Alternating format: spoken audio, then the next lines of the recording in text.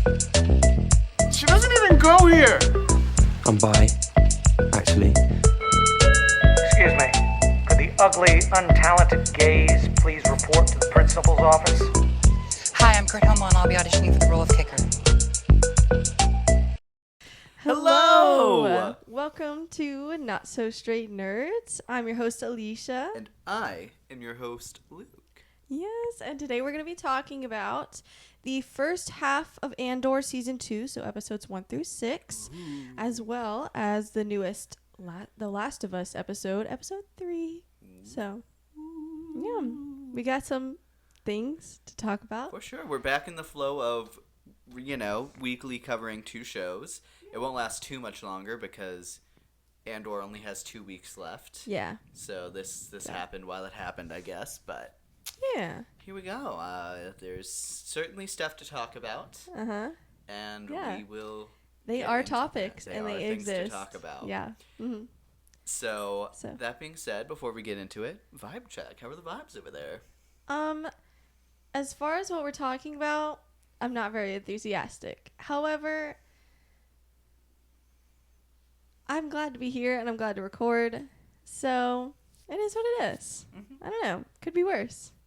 So, what about you? I think I'm also not...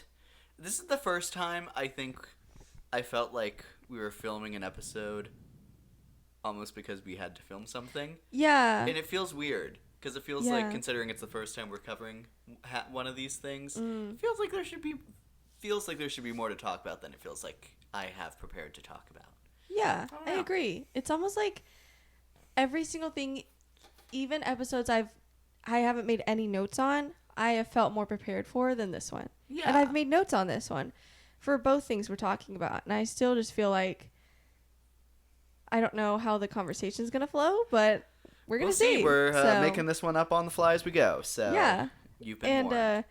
I guess if it gets that bad, we might start combining the Last of Us episodes, so not posting about it as often. I don't know. Hopefully it doesn't get to that point. Like, this last episode was not bad, but like... I have a feeling this was just a slow episode for The Last of Us to get to where it wants to be. Yeah. I think it's like a kind of a stepping stone episode, which I think is fine. I think they got us to where it needed to be, and honestly, we got to where we wanted to be faster than I anticipated. So okay. I think we'll get to that in just a second. Yeah. So and then Andor, we're only gonna make one more episode. We are gonna wait till probably. We'll see if the next episodes blow us away. But we'll see. I'm pretty confident if it keeps pace right now, we'll be talking about the whole season of Andor in another 2 weeks. Yeah, 2 weeks. So. And we'll have a lot to talk about this next week anyways with Thunderbolts. I'm yes. But right now, first up is the newest Last of Us episode. Yeah. So that's episode 3, titled The Path. Ooh. So we'll do some brief non-spoiler, just some basic stuff that we can remember liking about the episode. Mm-hmm.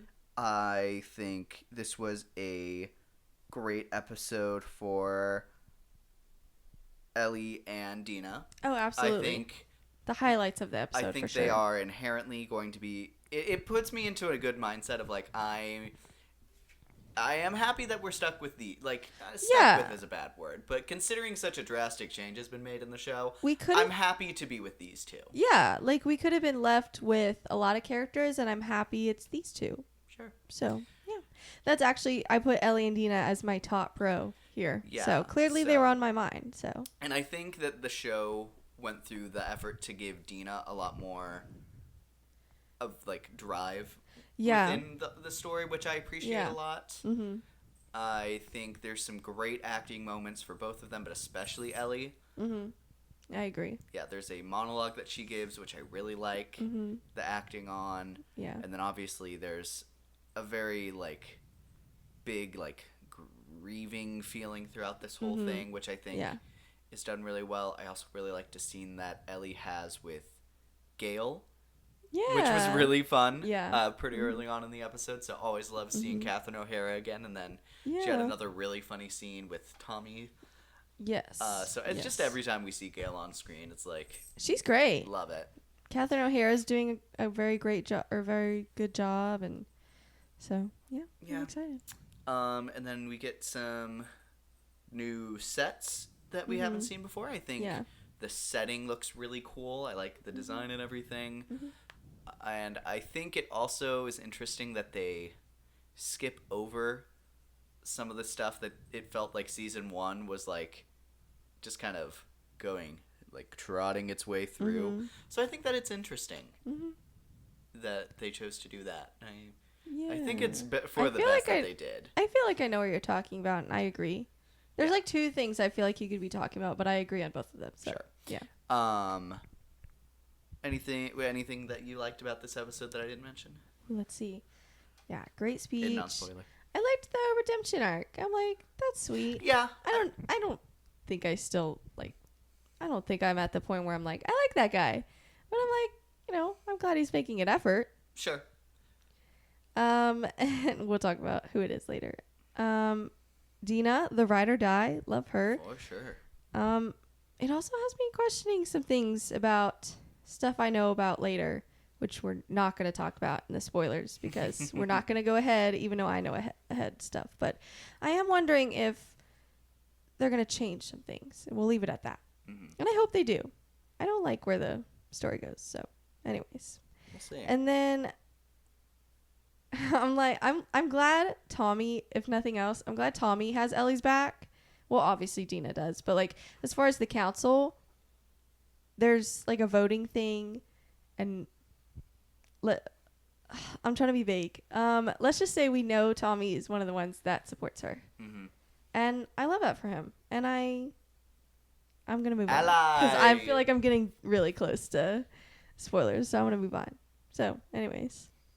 Anything you didn't like that you don't want to talk about spoilers yet? I'm trying to think. I mean, it's unfortunately one of those things where this is the episode that followed what could have been a finale.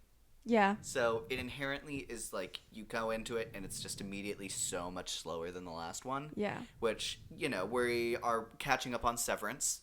So, unlike people who watched it in real time, they had a huge waiting period before between the huge finale of season 1 and then the first episode of season 2. Yeah.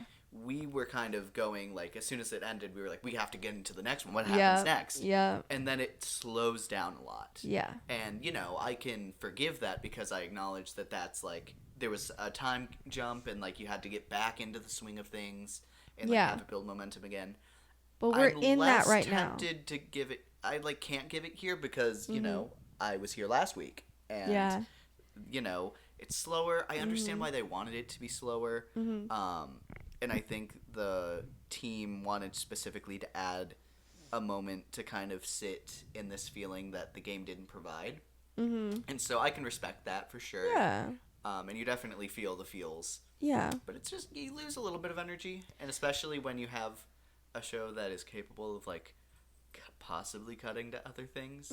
Like, maybe there's other things you can do to try and, like, increase some of the energy. It feels like they maybe try to do that a little bit here. But respectfully, I think that's the most boring part of the episode. Oh, okay. I don't know what you're talking about there, but I'm interested. Yeah, there's a group of characters that they briefly kind of cut to for a little bit. Oh. And it's like, cool, I don't want to be here. I don't want to be here. I'm already bored. Yeah, that's totally fair. Besides that... And I feel like it kind of reminds me of a similar thing that happened with White Lotus, where, well, I guess it didn't really happen in the same way, but we have the same worry that with White Lotus, we were like, after this full moon episode, well, really the one after that was the actual, like, drama episode. We were like, where are they going to go from here? They still have, like, one more episode before the finale, which it was slower, but it was still, I feel like I still remember us being like, yeah, that was still really good. And because it had some big reveals. Yeah. Yeah. And this one doesn't really do that. And so we have the same worry, but that one paid off, and so far this one is not. It's only one episode, though. I continue to think that this one is really just trying to add something in the game. Yeah. Into, like, the story that wasn't in the game. And...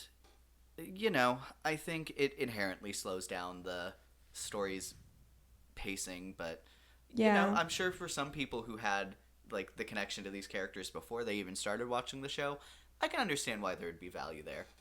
Yeah, I agree with that. So, but it's just inherently not me, and I want to like keep things going. Mm-hmm. So I appreciate it, and I think some of the scenes are great. But overall, cool. Yeah. This is done. Let's get to something more exciting. And it's the could you have made this exciting? Yeah, some way, somehow, I'm sure. But anyways, what can you do? Do we want to? I think we'll go ahead and get into spoiler talk on this episode. Yeah, so, I'll put in the description when we start talking about Andor, because we'll start with our non-spoiler as well with that. If you want to hear about that later, so sure. I'll put that in the details if you want to skip. So, warning, we're about to go into spoilers in 3, 2, 1. There's not actually a whole lot to spoil here. Last episode Joel died, so unless last episode we were like, Joel's dead, and then here we're like, so that was what do we spoil? Like, they're all sad. Like, yeah, shocker. So yeah, I think this episode is really just about like grieving Joel. Yeah, and I'm sure if you played that game for so many hours and have this like long-lasting legacy with him already, I'm sure this episode can hit really hard. For me, it's not, and I love Joel as a character, and I am gonna miss him. I knew he was gonna die though, so I was prepared for it. Yeah. So it doesn't hit nearly as hard as I think the people who did have to go through that whiplash. Yeah, which unfortunately was not a lot of people. Because you either played the game so you knew, or you got spoiled by the people who played the game. Yeah. So thanks, guys. Anyways, I'm gonna piss everybody off, but it's okay. I don't know. I think.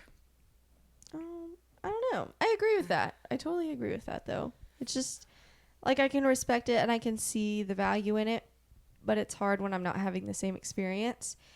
And especially as someone who didn't like how it was handled, I feel like it's even more like. It does suck. Like, I wish I felt sad. So, which I am sad, but yeah, I don't know. But there's some good performances. For sure. And some great scenes. Like the scene in the hospital. I love her and Gail's scene where she's trying to get out, like go through a basic therapy session. It's like, I'm fine. I'm messed up, but I'm fine. Yeah. You have bigger problems, Gail.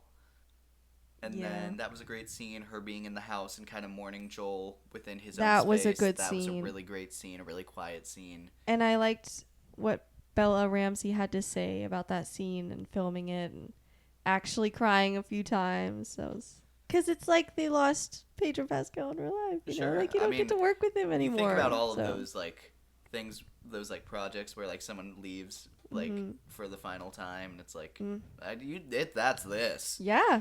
That's what it is. And you're losing Pedro Pascal of all people to work with. What a gem. Yeah. But that was really interesting. Yeah, and then I liked Dina coming in. I really liked the idea where it's like, I know you're mad at me. Like, honestly, every part with Dina in it was just everything's great. Such a joy. She was always, like, exactly where she needed to be. She was like, I didn't want you breaking out of the hospital when you're not ready. I've been preparing, so now that you're ready, we'll both get going on this. I love that energy. Yeah. I think that's really awesome, honestly. So, loved it. Love it for her. Here, have a cookie. And Ellie's like, fine. What else? I also liked later when she was just like, when she was doing the whole like, how would you rate our kiss? 6? I know you're lying.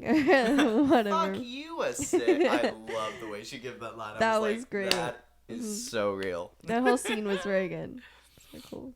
But and that thing I was saying that they kind of skip over, that the first season was kind of like la-di-da-di-da-di-da, was the travel to Seattle. I feel like the first season would have been like, and who are they going to meet along the way? And it's like, I mean, maybe they joke around with that where it's like, look at all these people we saw earlier. Whoops, they're dead. Ruh-roh. Yeah. But it's like, I like that we're where the things are happening. Yeah. And we can just kind of do that. They're just like, we're on our way to Seattle. This one thing happens in the episode, and then they're at Seattle. I'm like, great. We're here. We can get down to business. Yeah, and I continue to think that, did we even need to see that scene of them walking down the thing originally to be like, oh no, people were murdered? I think so, because then that leads them to the whole, did Abby do this and her gang? But we don't really have any way to discern whether they did or not with the scene of them being alive. Mm-hmm. So it's just kind of like, oh no, those people we spent a scene with. Yeah. I get maybe the fact that their cult like will come into play. I don't know. I could guess possibly, but maybe. I don't know. They'll have something to do with it later. It would feel weird if these people and the wolf people were just chilling in Seattle together for a amount of time where the wolf would know to track after them. Yeah. That feels like, do these people really exist in the same space for a long amount of time? It feels like they took very different approaches that would not have allowed them to group this amount of people. I don't know. Ooh, I will say, a surprise for me that I didn't expect was I didn't know that Wolf was going to be so, well-rounded. A lot of people in Wolf. Mm-hmm. I don't know. I guess I knew that there would be some people, but I didn't think it was going to be a whole freaking, army. Yeah. So that I did not expect. So I'm very interested to see how this two-girl army is gonna pull through here. No, that's what I was wondering too. I was like, how's this gonna unfold? Because the second they get captured, where do you go from there? So, I mean, they're a good duo. They've been proven they can get stuff done, but For sure. I don't know, still. Also, that there was an opening scene of Jesse I really liked where he was hammering something down, and I was like, "Ooh, those arms." Oh, the arms. Dina, Yes, I you're get living it. a I get it. bisexual's lifestyle right now. Yeah. She's like, yeah, living the dream. And then, big revelation is Seth. He is the one who ultimately gets Dina and Ellie all that they need to do to go to Seattle. So Yeah. that was really nice. I think, obviously he's an asshole Yeah. in a certain regard, but I think that there's something to be said about, why the hell do you care about that when there's an apocalypse, and getting over whatever thoughts you may or may not have, however drunk you are, and we got attacked, and you're saying it's okay for them to come and kill one of us, and if that happens to me, you're just not going to do anything about it. Mm-hmm. I think he actually raised a great argument about that. Mm-hmm. Absolutely. I think it's interesting that not more people were on that train. I feel like it was almost Yeah. missing an element where it's like, so why aren't more people concerned that someone could come and kill them and no one would do anything about it? I do find it wildly unbelievable that the majority of the town would not be more angry about people dying versus how much supplies do we have. I don't believe for a second that the townspeople would care or have on the forefront of their mind, well, do we have the supplies to go after it? No. A big traumatic thing happened, you're going to be emotional. You're not going to think logically. I just don't believe that for a second. I understand that needed to happen to further the story along because Ellie and Dina needed to go off on their own, but it just doesn't make sense narratively to me. From point A to point B, I don't believe you. I don't believe that's how it would happen. And honestly, fuck the town, because, sorry, but, they suck. They had this great, Seth, you said? Yes. Seth and Ellie both had great points. Ellie was saying, basically, Seth was right. He was very much I would hope you would have my back, but it doesn't seem like y'all will. And then they proved him right. Ellie was like, I'm doing this because I don't want to be emotional. I want to be smart. But this is something we need to do and blah, blah, blah.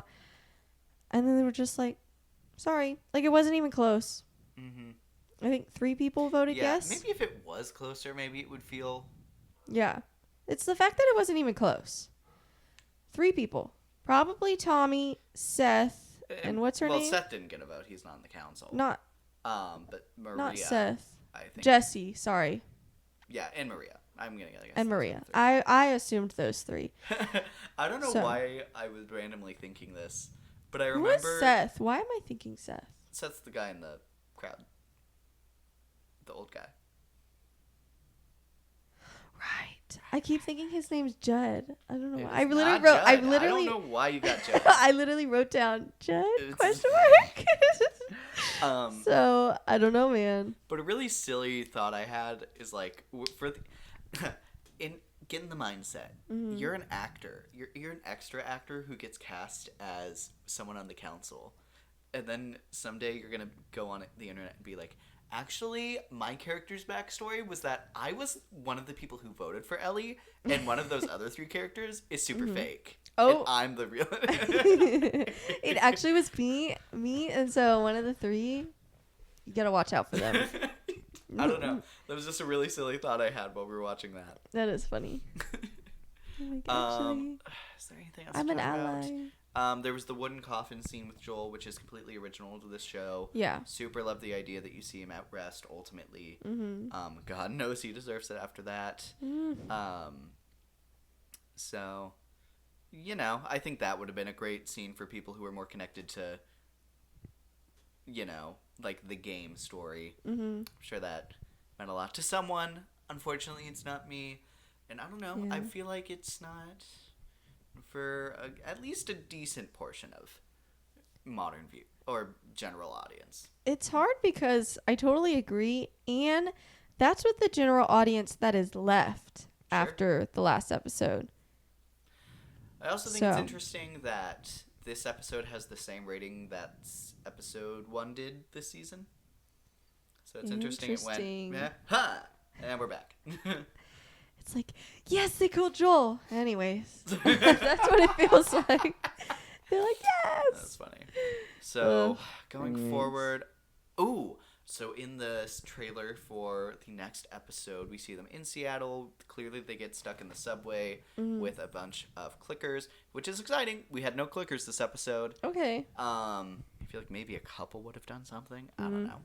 Oh well. But it looks like Ellie's gonna get bit in front of Dina and have to kind of explain that whole situation. Because we which is see exciting. Dina crying and like pointing a gun at her. Yeah. Right? Yeah. So I assume that means Ellie got bit and Dina thinks she has to kill her. Mm-hmm. And then Ellie has to pull up. Wait. I guess we don't really know. Like Dina could be pointing that at a clicker, I guess. Oh no, it's pointed at Ellie. Do we know that?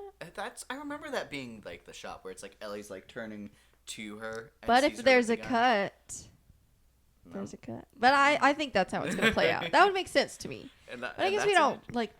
I don't know. And that's an interesting thing where it's like, oh, really? You're the one person in the world who doesn't get infected.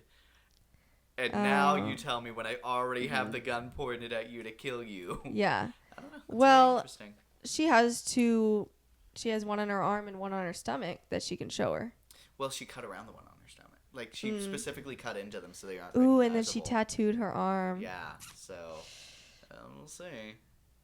And it's like, no, look We'll right see how here. that I plays out. promise I'm not. See, look right here. No, it's not the bite. It's like the tendril. It's like. I mean, the bite works. Hey, look. Are you gagged? Is your jaw on the floor? Okay, look over here. No. Keep your mouth open. I need it for what comes next. Sure. Oh my gosh. Yeah, is there... I don't know if there's much else to say. I think this is... No. I will say, I think overall this is like... For pros. I don't think it's necessarily a bad cons. episode, but I think it's the most boring episode of the entire season so far. I agree. Which, to be fair, if this is your most boring episode of a season, like, you got a good show. Sure. Or at least an eventful show. Yeah. I also wrote down is the Wolf storyline, because I don't know a lot about the Wolf storyline. I mainly just read like bits and pieces. I'm wondering if they're gonna be like the new Fireflies in the way that they're the new bad guys. I guess I have no idea. I'd assume they're not gonna be the good guys. Oh, for sure not. But then I think that's don't gonna know be if they're interesting if we're switching between the two perspectives and how much we're gonna do that. Because whenever we switch to Abby, they will be the good guys. Yeah. So that'll be, I don't know, that'll be interesting to see if they can try and play with that to make it be like, oh, when we're at Ellie's angle, they like look taller and they're like they like are all like in the darkness, and then when we're with Abby, if they do it where it's like, oh, the sun's to their back, and they're like they have a glow over them, or they have, I don't know. I think there could be some interesting like craft ways to kind of pull those off. Yeah, it could be interesting to see. Well, and we saw one of the members of Abby's group with them with the Wolf Gang.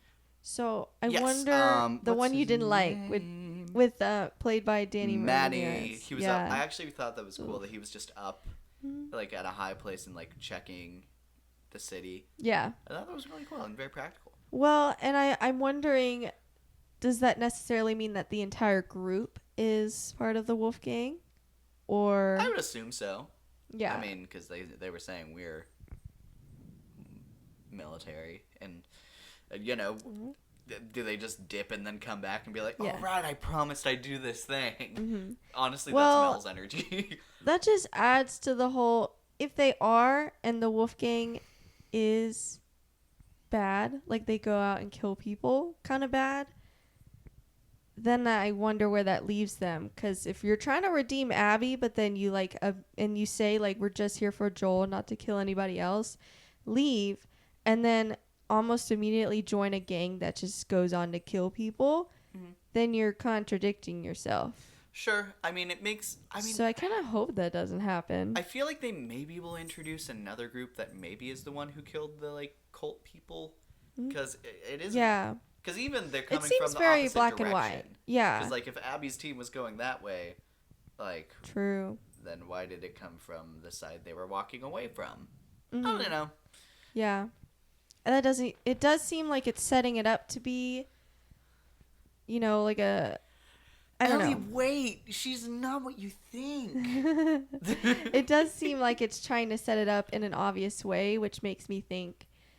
I at least hope that they have some surprises in store. That they're like, actually, this has been going on. You thought the wolf people were bad. It's actually not. Plot twist. It's actually Joel's ghost. Hey, guys. It's zombie Joel. Hey. We need, in Marvel Zombies, we need a zombie Mr. Fantastic. Yeah. I mean, I'm sure that they could be have that fun. somewhere. That'd be interesting. That would be fun. Anyways. So I think, is that everything we did? Yeah.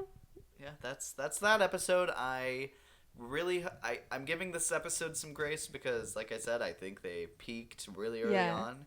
So I will say if the next episode doesn't start getting some more interesting stuff happening, then I'm gonna be like, okay, guys. But let's see. I'm giving it this episode. Like I said, I think for some people it's gonna mean a lot. Yeah. And I hope that they found some like peace in that. Yeah. I'm definitely one to say that sometimes a character isn't a character to people. Yeah. And I think Joel and Ellie definitely, like from the game, is definitely two of those things, two characters that mean a lot to people.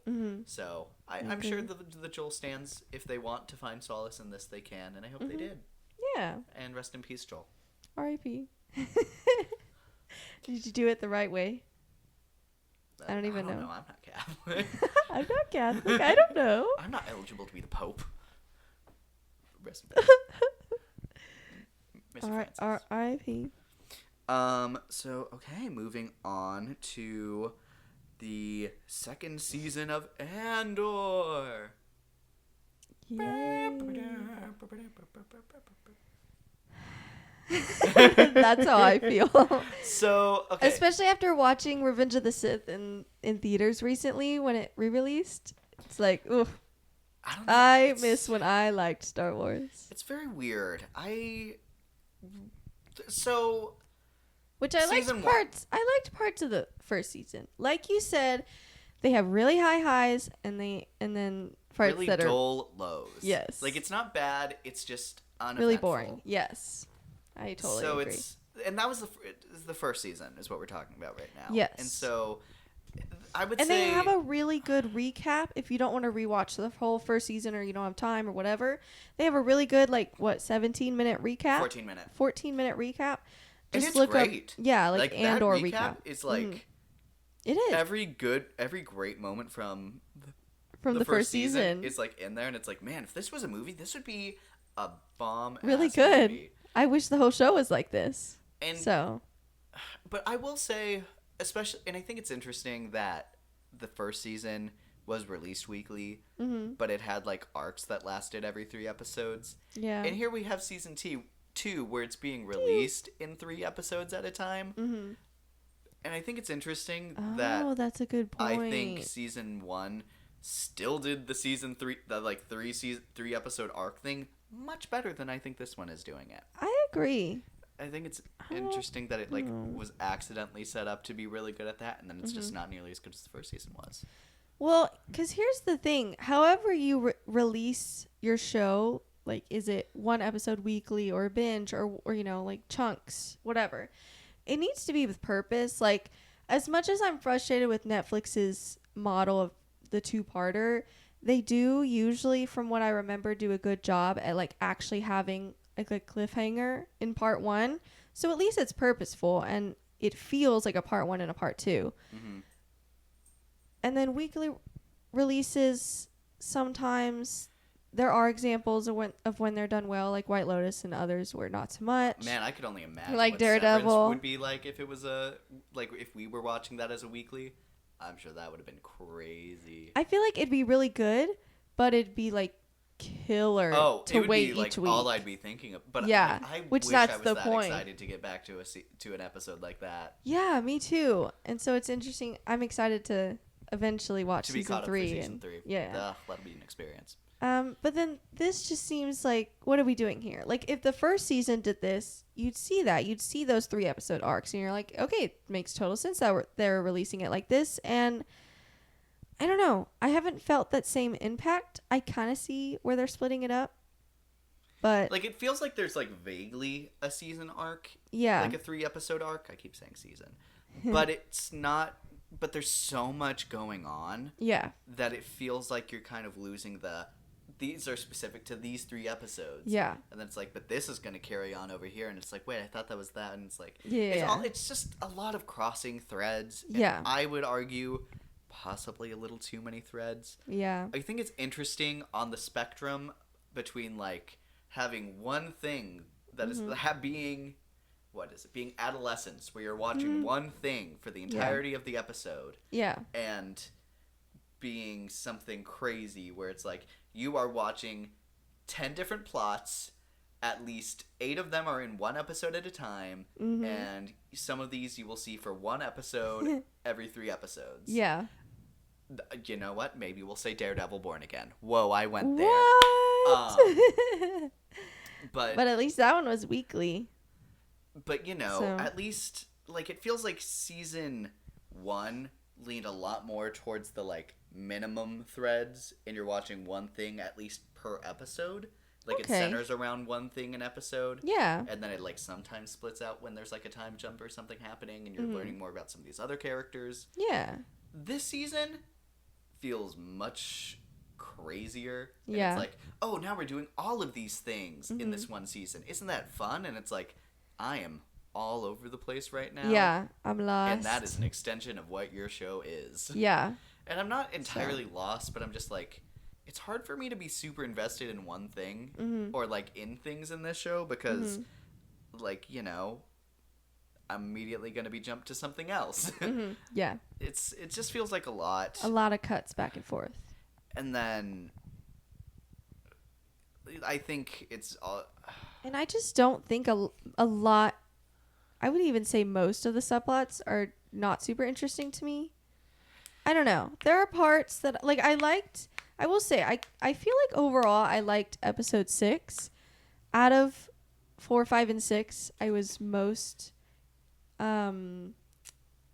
aware of what was going on in season of episode 6. See, now you have me saying seasons. Anyways, out of the 3, and then...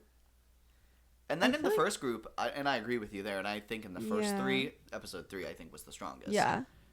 So I can kind of see in that point, like, it feels like we're getting somewhere, and then it's like, but it's not wrapping up like it did in season 1. But and I would also say in this case, it feels less like I think the plots, like the every 3 arc, like felt almost like a stepping stone to get to where it ends. Yeah. This one kind of just feels like, oh, these people are doing this for this episode, and then they're over here, and it's like, cool, so they could have been doing anything, and it didn't need to be this thing that was happening for them to get to here. It all just feels very random. Maybe they'll be able to pull it all together. It feels like there's so many threads to pull together right now that it would be very convoluted to find a way to do so. But and I feel like where the first season had those arcs, this one is like the quality in story starts low, and then by the third episode in the group it gets it's starting to get high, and then it's low again, and then it's starting to get high, and that's not fun.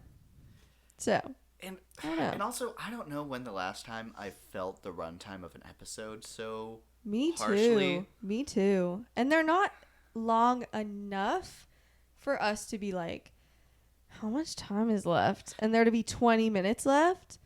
Oh my gosh. Yeah, that's crazy. It's something. And I think it also doesn't help that today I started watching the first season of Paradise. Yeah. And whoa, I am super enjoying that show. Yeah. Doesn't help that you're watching that one and we're watching Severance. Yeah. Two great shows.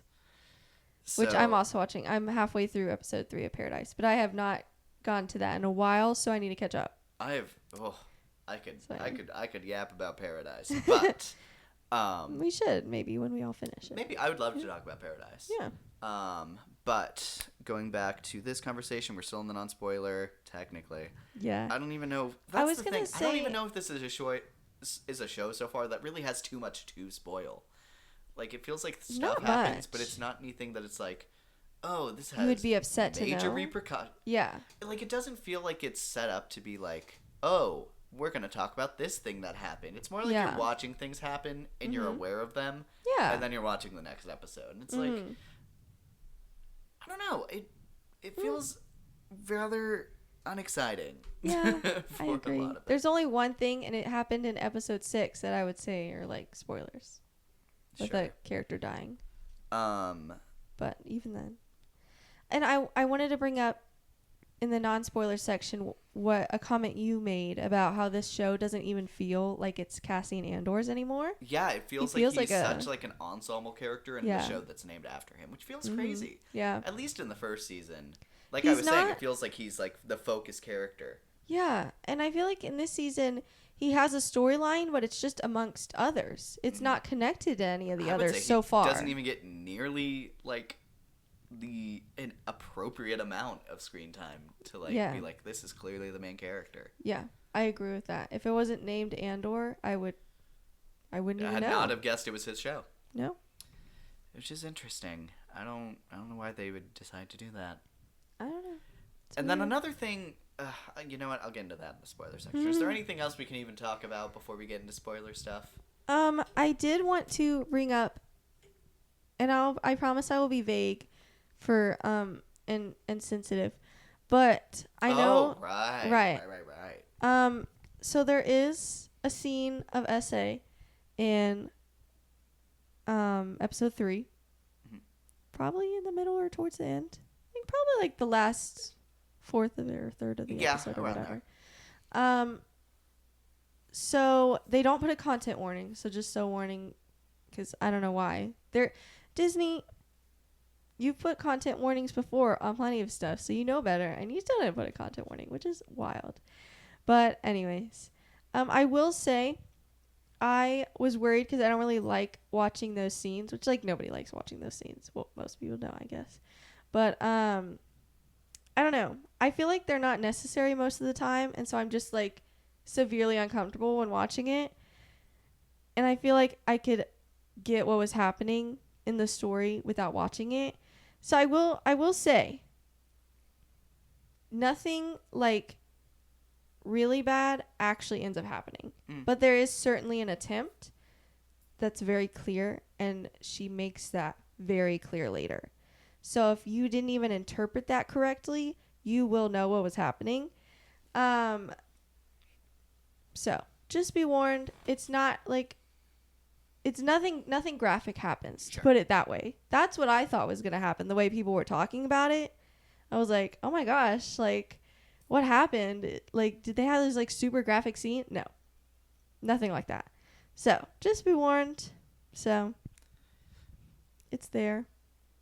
It is there. And that's a thing maybe to, I don't know, like if you're going to include something like that, like obviously that's like a statement on what, on like authoritarian government and officials being able to get away with whatever they want. Yeah. So silly that people are genuinely arguing that would never happen in the Empire. Like, you guys realize like slavery and torture and murder. They talk about the Twi'lek sex slave. They talk about it before. They may not have shown it, but they talk about it. No, what am I thinking? I think it is. Well, I mean, like Leia. The human trafficking of them. Yes, anyways, but also Leia. Anyone? That was. At the very minimum, it was harassment when she was forced to wear what she had to wear. Everybody's like, that's her hottest outfit. I'm like, you're totally missing the point of that scene. Anyways. But I will say I've loved the memes about, like, because there was that one person that was like, Darth Vader would never allow this. And it's like, I've loved seeing the memes of... murder. Well, I've loved seeing the memes of Darth Vader on his way to his onto his sexual harassment presentation. Training. Yeah. Training. It's just like, and then like I find your lack of consent disturbing. Yeah. I mean, that's how stupid it sounds. Like, obviously the line's not going to be drawn there. So of course that would happen. And I do feel like it was handled. I feel like it was handled well. I think so. I think considering they were adding it in, like they clearly, someone felt passionate about adding it in. Yeah. It feels like, considering it was made such a big deal, maybe more could have come from it. I don't know. It feels like one of those things. Like this felt like something that could have been removed from this show, and you would still have the same show. I actually kind of disagree with that. I feel like you can very clearly see the repercussions of what the character is going through after having that happen to them. I mean, they're taking drugs because they can't sleep because they keep seeing it happening again. Well, but she's seeing something that happened in season 1. She's seeing the doctor. Did we go into spoiler? We're going into spoilers now. We're going into spoilers of Andor season 2. You've been warned. So she's seeing the guy who tortured her with the mind device when they were trying to find Cassian. That's the guy she keeps seeing. Oh, and that's why. And that's who she finds at the end of the episode.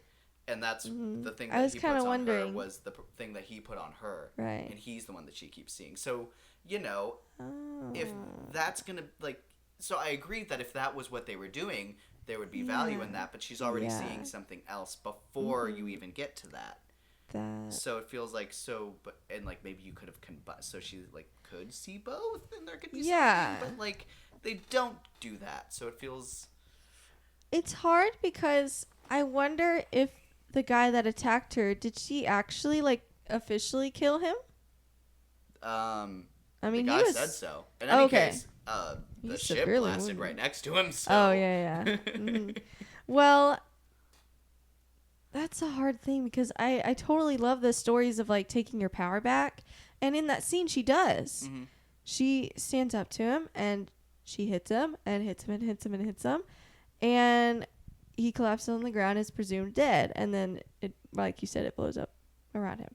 So that's her taking her power back. But then it does feel like, then she's having repercussions, but nothing to do with that.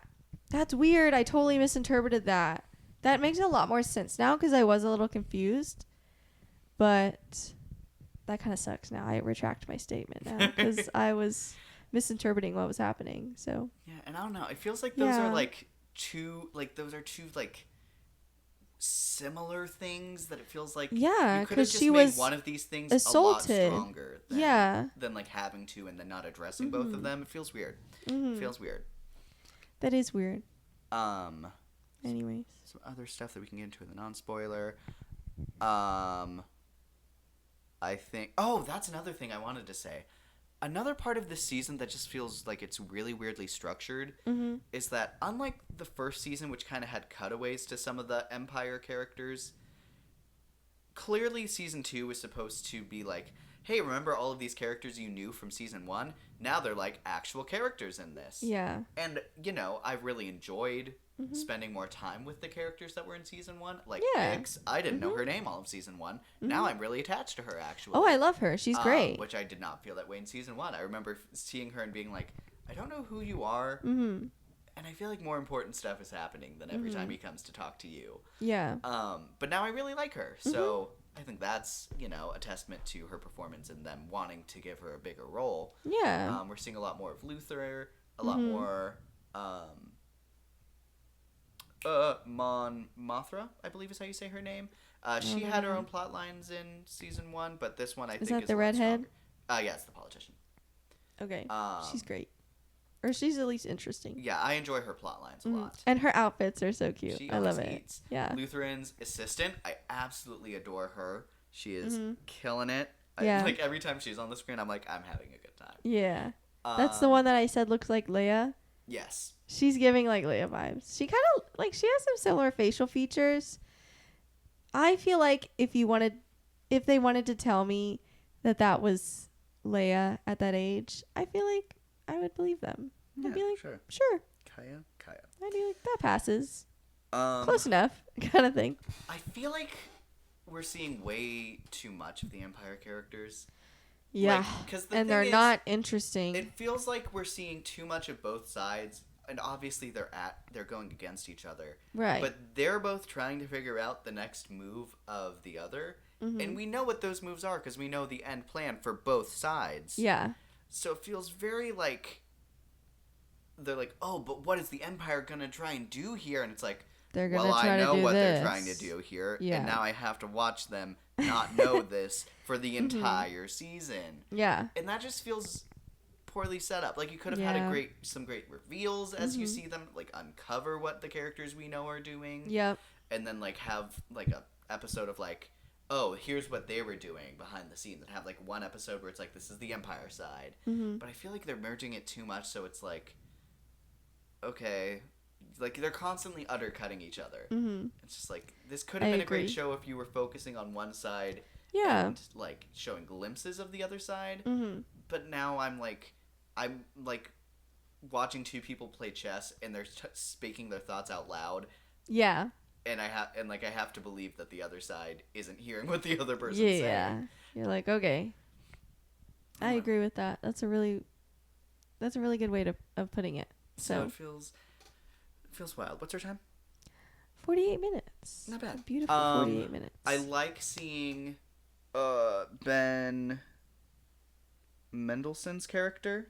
Oh yeah. He's the villain in Rogue One. I love seeing him. I think he's a fun overarching villain to kind of have in here. I I actually really enjoy Cyril and Dedra's little weird romance thing. Yeah. I remember seeing That them was for the fun. first time. I was like, wait, are they actually a thing now? Yeah. That's iconic. And then they had his mother that whole over. that whole and scene was actually really fun. funny. And yeah. I continue to like enjoy them. I enjoy most of this show. It's just not structured in a way that really makes anything like shine. Yeah. Like if you like put all of the like those characters together in an episode and be like, this is their episode, and be like, cool, this is really fun to see them do this. Fun time. Or like this whole plot line is gonna happen in this episode. Like it feels if they kind of focused more on things in specific episodes, I think a lot of what they have here would pass a lot easier. And I think the show just feels really all over the place with how they decided to put everything in here. I agree with that. It's very I don't know. It just doesn't even feel like a show yet. It just feels like I don't want to watch this kind of thing. It feels like the idea board exploded. Yeah. It's a drag. And then Gorman, man, I have never been less excited to be on a planet. Yeah. I remember there was a lot of talk in Andor season 1 about how important are Easter eggs, quote unquote, to like a franchise project. Yeah. And I would say that like, you know, you got droids, lightsabers, Mandalorians, Wookiees, like specific alien creatures, specific spaceships. Like there are definitely things that you see throughout for Star Wars projects that are like, oh, I'm watching Star Wars. Yeah. And I would say even season 1 was a lot better considering that was the show where it's like, this is the show that doesn't have Easter eggs, and it's like, cool, I see droids. Yeah, there's still some stuff to be like, this is Star Wars. A character with Mon Mothma that I recognize. But then, man, if people thought season 1 didn't have any Easter eggs, this show, minus the 3 characters that are in Rogue One, this could not be a Star Wars show. Like, this could basically be almost like a Blade Runner or like some other futuristic against the like government kind of thing. It's like, I don't know. It does lose, I think, a little bit of its identity in that you don't have a lot of the Star Wars stuff. You you had a droid, and then you take the droid away, like the iconic droid from season 1. Yeah. And then he's not even here, and then you're on this planet we've never been to. Almost no aliens, except for like when you're in Mon Mothra's little corner. Yeah. I don't know. It's just, and I thought about this again when watching Revenge of the Sith. It's like, I think people who are working on Star Wars projects are forgetting that lightsabers are so cool. You gotta have lightsabers. You gotta have like fighter jets. Like that opening scene of episode 1 of season 2 of Andor was great because that was Star Wars. You have your Star Wars ship, like the, I don't know what they call it. They have different names. I'm not that X-Fighter, I want to say. Sure. I don't know. But that was awesome. I'm like, this is great. This is Star Wars. This is nerdy. Like they're shooting at each other. Stormtroopers. I don't think we've seen any stormtroopers. I actually feel like I want to say we did. I don't know why though. I feel like I remember. Maybe I'm just mixing it up with. I don't know. That's crazy. Because we see a lot of people in Empire uniforms as like officers. Yes. For sure. I don't know if we've seen stormtroopers. We've not seen stormtroopers. In any case, if we've. Oh, in the opening. I was thinking in the opening they did. But I don't know. The opening already feels like a completely different show than the rest of the show. The opening was great. And then everything else after that is like, oh, we just totally lost that momentum. Mm-hmm. And it's not a Star Wars show anymore. And I also I wish the shows did this, but I do like the iconicness of hearing it in a theater. The opening, I'm like, I don't know. I like the opening, like, it's pretty. Not the Andor one, just like the Star Wars one where it's like the different colors and different icons of masks and stuff. I think that's cool. The Andor title takes a long time. So long. I'm like, a okay, perfect people. Example of what the episode you're about to watch is. Yes. It's going to be really long. You ready. You're going to know exactly what it's going to be. Yeah. And still, we're going to take a long time to get there. Yep. And I don't know. That's a really good way to describe it, actually. And I don't know. It's like, I think maybe there's also something to be said about us knowing kind of who lives going out of this season. Yeah. And like, it can't be too crazy. We know what happens next. Because that's what I'm wondering is you have this huge storyline and connection between Cassian and Bix. And I'm like, guys, she's not in Rogue One. What happens?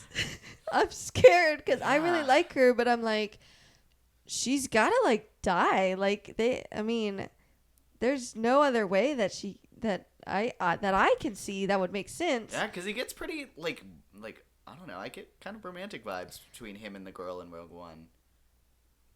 Me too. So that's like a thing where it's like clearly he's also like moved on. I don't know. I don't know. You don't always move on, but like, I don't know. He's not like, sorry, I have a wife. I have a wife. Like, guys, what happens? Cassian. What happens to Bix? Hey, maybe he's just an F-boy. Maybe he's another Matthew Murdoch. They're like, okay, we're gonna have our 2 shows back to back. Matthew Murdoch, Cassian Andor. That's same funny. vibes, right? And that's, I don't know. I think it's such a shame that he's not being a main character because the times that he's like been interacting with a good Rebels, main character. It's so fun. Yeah. He's just like, I know what's going on and you don't. And literally in these last 3 episodes, when he leaves the planet, is like, I don't want to do this heist that they're planning. And I'm like, dude, show writers, make a show. Yeah. Have your main character do the exciting things. Yeah. It's named after him, and he's done one exciting thing at the beginning of this season. Very beginning. Ugh, and that's it. It's so weird. Yeah. And I continue...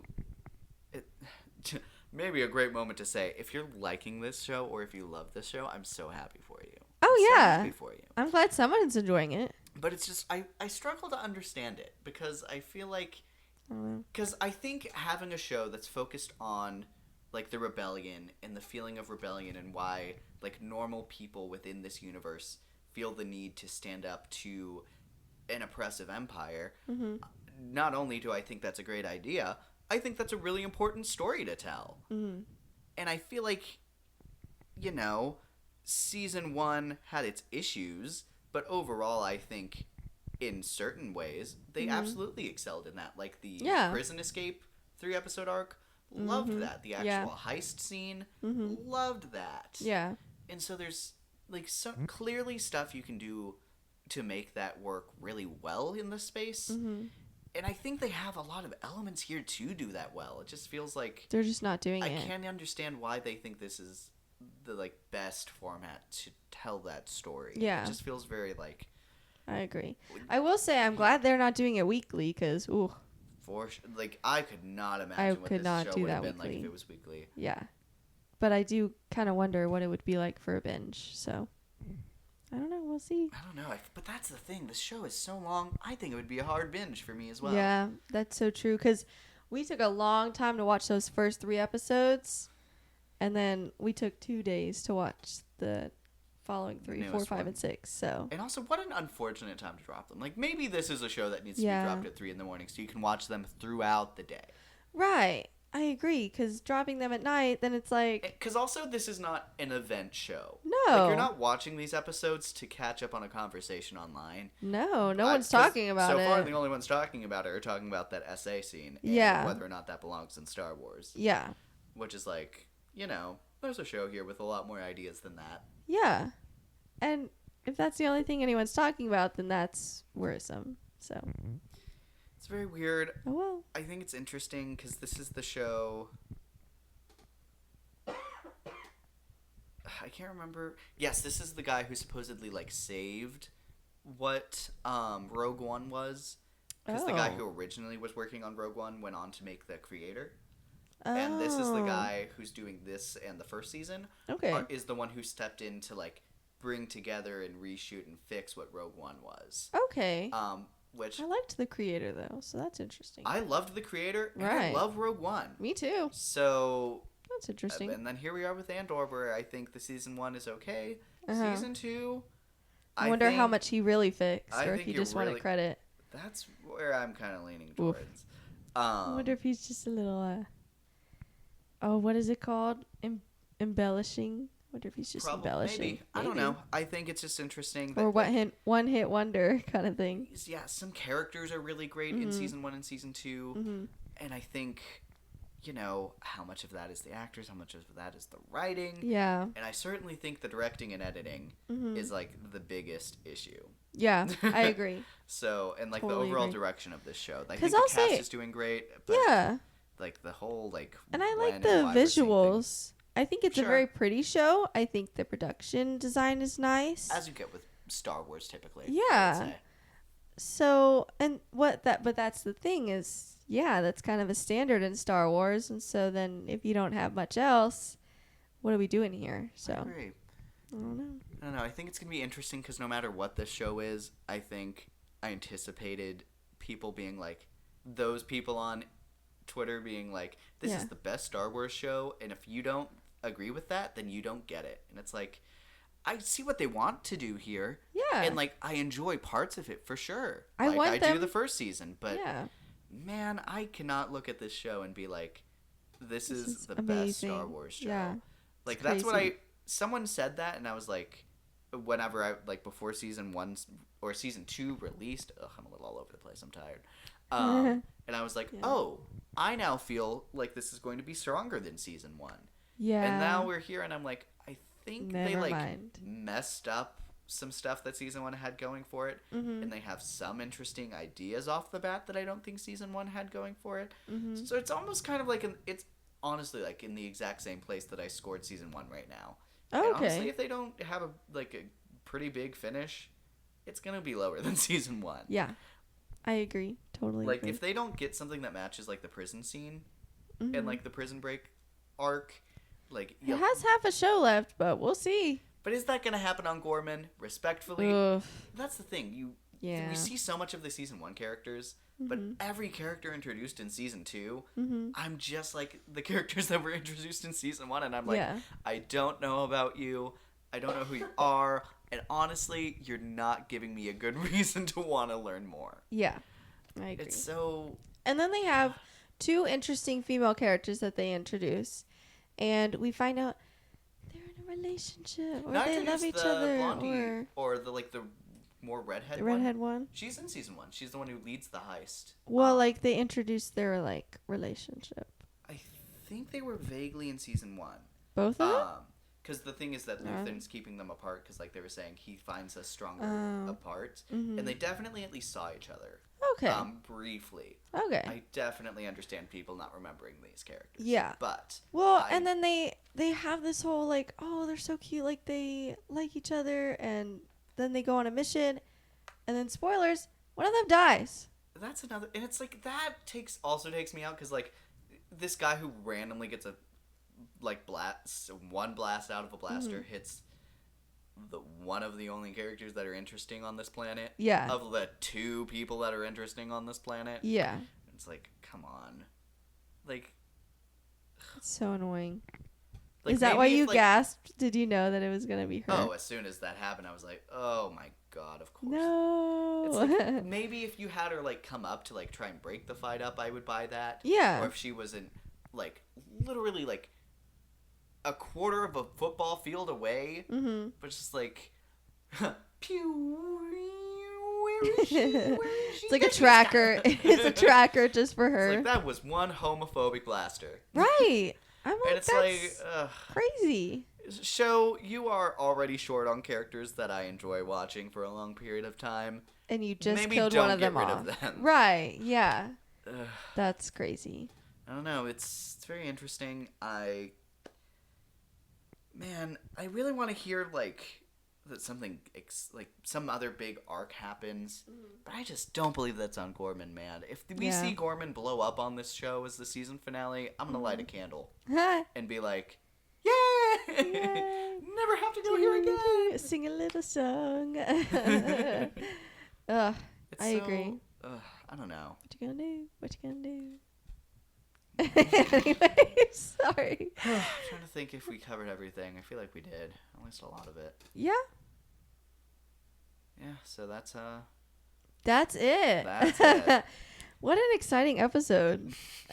I'm like, I don't even want to post this. It sucks. But this is one of our tamer episodes. But something let's pick it up at the end. We get to see Thunderbolts tomorrow. Yes! We're so excited for that. Woo! We're gonna try and get some content on that out to you guys soon. And guys, it better be good, because if it's not, I'm gonna be pissed. Reception is still really strong. It's not in the 90s range where critics were originally putting it, but it's in the high 80s, still, which is very exciting. And honestly, great win for Marvel right now. Absolutely. Following Captain America, Brave New World, but that was in the 50s. Oh my gosh, that's rough. Crazy. That is crazy. Very unfair score, but yeah, I'm excited for Thunderbolts. It's only 2 hours and I think 8 minutes. Which probably means the movie's about 2 hours. Which I'm like, that's pretty short. So I've been very excited for this movie. I'm very excited to see it. Very excited to see these characters again. Very excited to see how they interact. I'm hoping for Guardians of the Galaxy vibes with the dynamic. Yeah. I'm hoping for some emotion, specifically from Yelena and Sentry. Yeah. I hope the other characters have a lot of great action. I know Yelena's going to eat it. Oh, yeah. All that action. Mm-hmm. But I'm excited for the other little dynamics, like just the dynamic of the group, and then I'm excited to see how they kind of develop. It's very interesting, and I've always Red Guardian and Bucky have had a couple things in some of the teasers and trailers where I'm like, that seems kind of fun actually. So they're both super soldiers. I'm a really big fan in stuff similar to this, where you're pulling people from different, that's the charm of the Avengers, where it's you have this character who's from World War II. You have a rich billionaire in an armor. You have an assassin. You have a god. And it's this combination of characters that are practically random to each other. But hey, now they're a team. And I love that so much. Yeah. Especially when it's where this is like a lesser known team, but we've seen these characters before, and so it's like, oh, hey, remember this girl? And then there's this guy, and oh, there's this guy. I don't know. It feels a lot like playing with the toy box, and I love it when people play with the toy box. I love it. Imagine if Andor played with the toy box. Yeah.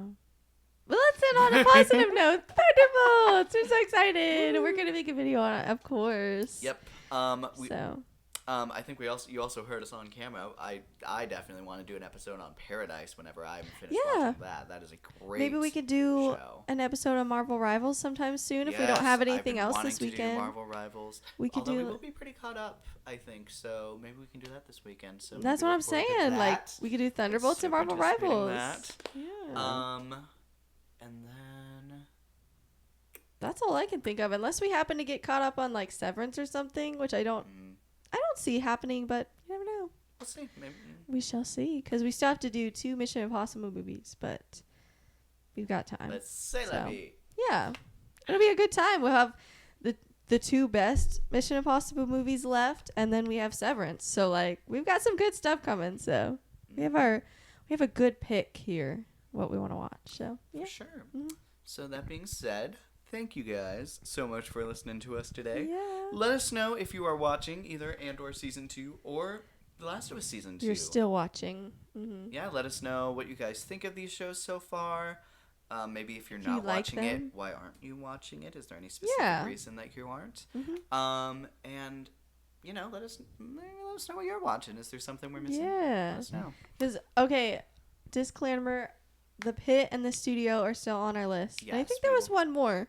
Pit, Studio, Paradise was a big one for me. Yeah, we could add that. We'll officially add that because we're already watching it. So yeah, it's on our list. So just beware. Just be aware. We have to finish Severance first. So absolutely, but thank you guys so much. I'm your host Luke, and I'm your other host Alicia. And thank you guys so much for listening to Not So Straight Nerds. Bye. Bye guys.